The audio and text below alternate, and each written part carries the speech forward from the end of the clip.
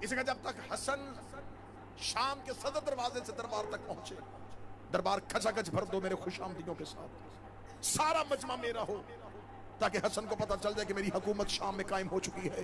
اس نے پورا دربار کھچا کھچ بھر دیا۔ اس کے کرائے کے لوگ خوش آمدید سارے کے سارے دربار میں اکٹھے ہو کے گلیوں میں منادی کروانی شروع کر دی کہ جتنی جلدی ہو سکے شام کے صدر دروازے سے امام حسن بڑھ کے دربار کی طرف آ رہے ہیں، جلدی پہنچو۔ جامع مسجد اموی میں لوگوں کا رش ہو گیا، اتنا دربار بھر چکا تھا، سارے کے سارے خوش آمدید، اور امام حسن چلتے چلتے دربار کی جانب آ رہے تھے۔ امام حسن کے آنے سے پہلے اس نے اپنے کرائے کے خطیب کو کھڑا کیا، کرائے کے خطیب کو کھڑا کر کے اس نے کہا چل تو خاندان بنو امیہ کے فضائل پڑھنے شروع کر دے۔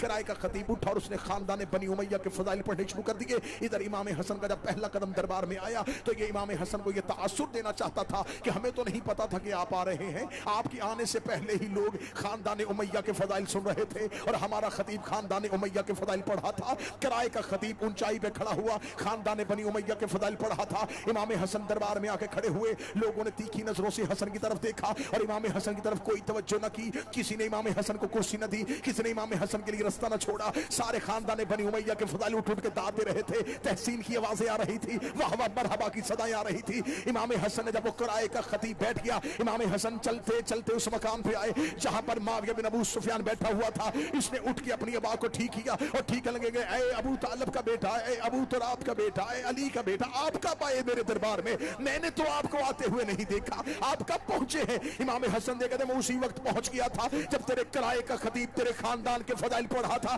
یہ مسکرا کے سن لیے آپ نے میرے خاندان کے فضائل؟ امام حسن نے اونچائی پہ کھڑے ہو کے پورے شام کے جامع مسجد اموی کے کھچا کھچ مجمع میں کہا، اے معاویہ بن ابو سفیان، میں حسن ابن علی اپنی ماں زہرا سے لے کے حوا تک اور اپنے باپ علی سے لے کے آدم تک ایک ایک کا نام اور کردار پڑھتا ہوں اور اونچی آواز میں پڑھوں گا۔